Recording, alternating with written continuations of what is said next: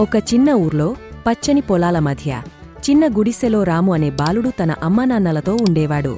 వాళ్ల కుటుంబం చాలా చిన్నది, కాని ప్రేమతో నిండిన కుటుంబం. ఊరంతా ఉగాది కోసం రంగుల హరివిల్లులా మారిపోయింది. ప్రతి ఇల్లు అలంకరించబడింది. అందరూ సంబరాల్లో మునిగపోయారు. రాము ఈ అందాలన్నీ చూస్తూ ఆశగా ఉన్నాడు. రాము తల్లి అతనితో మెల్లగా మాట్లాడింది.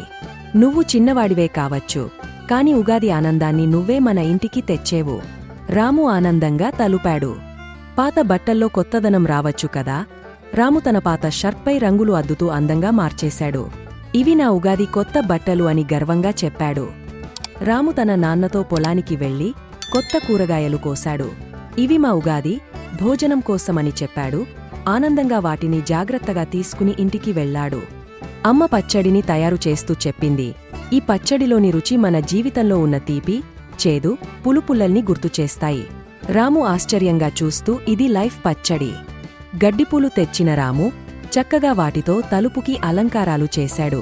ఇప్పుడు మా ఇల్లు కూడా పండుగలా కనిపిస్తుంది మరియు చిన్న గుడిసె ఓ దేవాలయంలా కనిపిస్తుంది అని చెప్పాడు.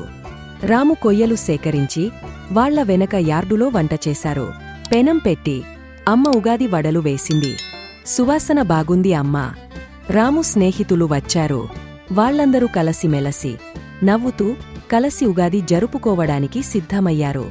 రాము తన స్నేహితులకు ఆకుల కప్పుల్లో తీపి ఇచ్చాడు. ఇవి పెద్దవి కావు, కాని నా హృదయం నుంచి అని చెప్పాడు.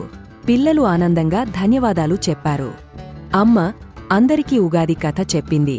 పిల్లలు ఆశ్చర్యంగా వింటూ ఆహా, ఉగాదిలో అంత మజా ఉందా అని అడుగుతూ ఉండిపోయారు. నాన్న డప్పుతో పాట పాడారు. పిల్లలు చేతులు కొట్టుతూ పాటకు జతకట్టారు. ఉగాది అంటే పాటలు, డాన్సులు, నవ్వులు. రేడియోలో పంచాంగం వినిపిస్తుంది. అందరూ శ్రద్ధగా విన్నారు. రాము గొంతు నిదానంగా విని ఈ సంవత్సరం బాగుండబోతుంది అని అనుకున్నాడు. రాత్రి తారల కింద చిన్న జాతర జరిగింది. పిల్లలు నృత్యాలు చేశారు, ఆటలు ఆడారు.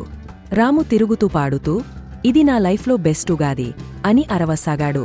చివరగా తారల కింద కుటుంబం కలిసి కూర్చొని చిన్న భోజనం పంచుకున్నారు. రాము నక్షత్రాలను చూస్తూ అన్నాడు, మేము పేదవాళ్లం కాదు, ప్రేమతో ఉన్నవాళ్లం. Please subscribe to our channel.